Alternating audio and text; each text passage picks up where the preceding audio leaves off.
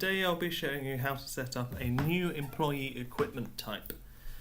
To do this we need to access the back end of our system and to access this area we need to go into our settings tab. Once within settings we can come to HR. This might also be called staff, employee or carers depending on how your environment has been configured. Once within HR we're going to scroll down to employee and scroll down to equipment.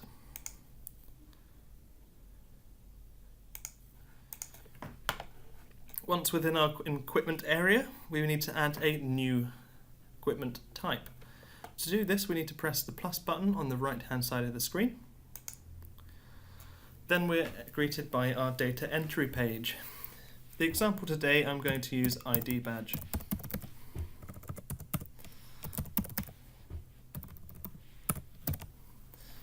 Perfect. So mandatory is essentially whether this piece of equipment is mandatory for your employees to have. If we tick this button here, we are greeted by some frequencies. So this is essentially referring to once the employee has started within the organisation, how soon after would you like them to have this piece of equipment? For the example today, I'm going to use 30 days. The worn frequency is essentially referring to how many days, weeks, months or years in advance to the 30-day frequency we've just set above would you like to be warned that this frequency is coming up to be due.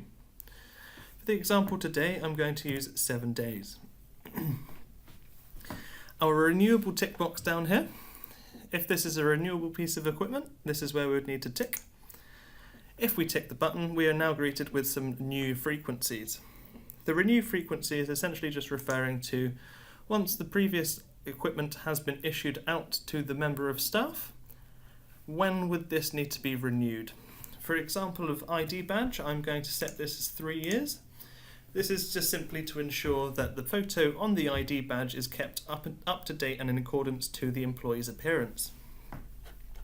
And essentially today, the worn frequency is just going to be how many days, weeks, months or years in advance. So this 3-year frequency would you like to be warned that equipment is coming up to be due. For the example today, I'm just going to use 7 days. And at the bottom here, we have a returnable tick box. So if this piece of equipment is returnable, so after the employee has left the organisation, if they need to return this piece of equipment, we would need to tick this tick box here. If the equipment is non-returnable, then we do not need to tick the tick box.